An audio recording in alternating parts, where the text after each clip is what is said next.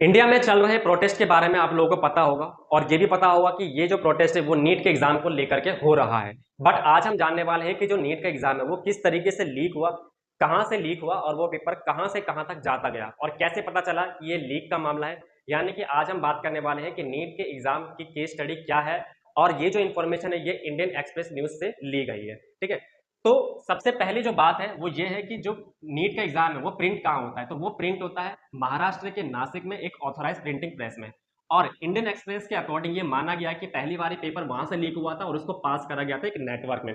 और नासिक पुलिस ऐसा कहती है कि पहली बार ही मेडिकल स्टूडेंट जिसका नाम था शुभम खैरनार, उसने 10 लाख रुपए का ये पेपर बाय करा और ये 15 लाख रुपए में गुरुग्राम में बेच दिया, जहां पर उस क्वेश्चन पेपर को मॉडिफाई करा, यानी एक्स्ट्रा क्वेश्चन को इंक्लूड करके, ताकि शक की गुंजाइश कम हो सके। ठीक है, फिर 26 अप्रैल को 30 लाख रुपए में दो भाइयों ने इस क्वेश्चन पेपर को बाय करा, जिसमें था मगली लाल और दिनेश बिवाल। ठीक है, ये राजस्थान में रहने वाले दो लोग हैं।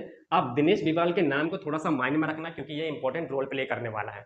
मगली लाल का बेटा सीकर में नीट एस्पिरेंट था और उसने ये क्वेश्चन पेपर अपने बेटे को दे दिया ताकि वो भी अपने एग्जाम को अच्छा कर सके।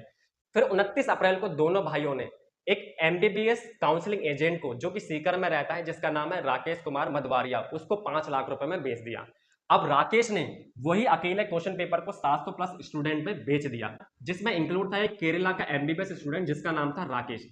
फिर राकेश ने 2 मई को ही यही क्वेश्चन पेपर अपने पापा को भेज दिया व्हाट्सएप के थ्रू, जिसके पापा राजस्थान में पीजी हॉस्टल को चलाते थे, और ऐसा लिखा कि ये नीट का पेपर है जो कि कल होने वाला है, तो सभी नीट एक्सपर्ट को ये क्वेश्चन पेपर सेंड कर दें। तो उस दिन तो उसके पापा ने ये बात को सीरियस नहीं लिया, लेकिन नेक्स्ट डे पेपर होने के बाद इसके पापा ने पास के ही किसी इंस्टीट्यूट में जाकर के ये बात वेरीफाई करी क्या ये जो क्वेश्चन पेपर है ये लीक हुआ या नहीं हुआ। तो जब ये बात कंफर्म हुई कि सच में लीक हुआ तो उसके पापा के पैरों की जमीन खिसक गई, यानी कि 22 लाख प्लस स्टूडेंट्स का फ्यूचर खराब हो गया। जब राकेश के पापा को ये बात पता चली कि जो पेपर है वो ऑलरेडी लीक हो चुका है, तो उन्होंने सोचा कि पास के ही किसी पुलिस स्टेशन में जाकर के इसके खिलाफ शिकायत दर्ज करी जाए, बट पुलिस ने शिकायत दर्ज नहीं करी।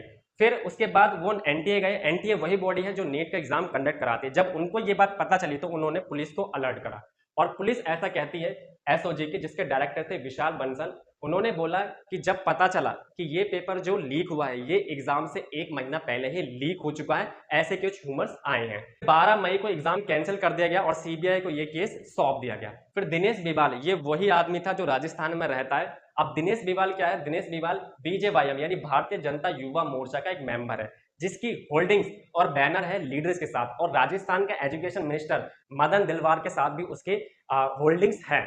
तो एक ऐसा आदमी जो कि नीट के एग्जाम के लीक में ये शामिल है और वो नेता नगरी से जुड़ा हुआ है, एजुकेशन मिनिस्टर के साथ उसकी फोटोज हैं और वो नेता है, कि वो ऐसा काम कैसे कर सकता है। जब ये बात जनता को पता चली तब ज्यादा हंगामा हुआ। और दिनेश बिवाल के फैमिली के जो चिल्ड्रन हैं जो ऑलरेडी नीट एस्पिरेंट थे, जो पिछले साल ही नीट का एग्जाम क्लियर कर चुके थे, ऐसा माना जाता है कि उस टाइम पर भी 2024 में भी ये नीट का एग्जाम लीक हो चुका था और ये दिनेश बिवाल ने पहले भी कर चुका है, और उसके सारे फैमिली चिल्ड्रन ऑलरेडी ये क्रैक कर चुके हैं नीट का एग्जाम 2024 में।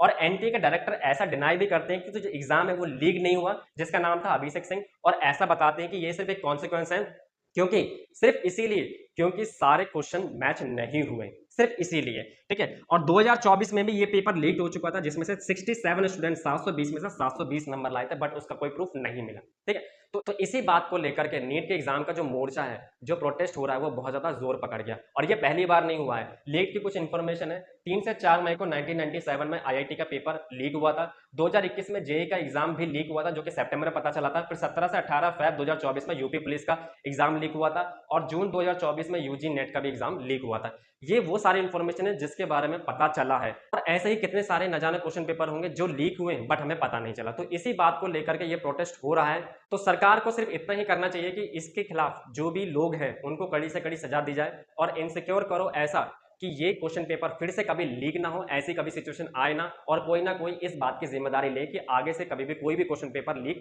नहीं होगा। तो ये पूरी कंप्लीट केस स्टडी थी कि नीट का एग्जाम कब, कैसे और कहां से लीक हुआ और कब पता चला। ठीक है, आई होप आपको वीडियो पसंद आई होगी। वीडियो पसंद आएगी तो वीडियो को लाइक कर देना, चैनल पर नए तो चैनल को सब्सक्राइब कर देना।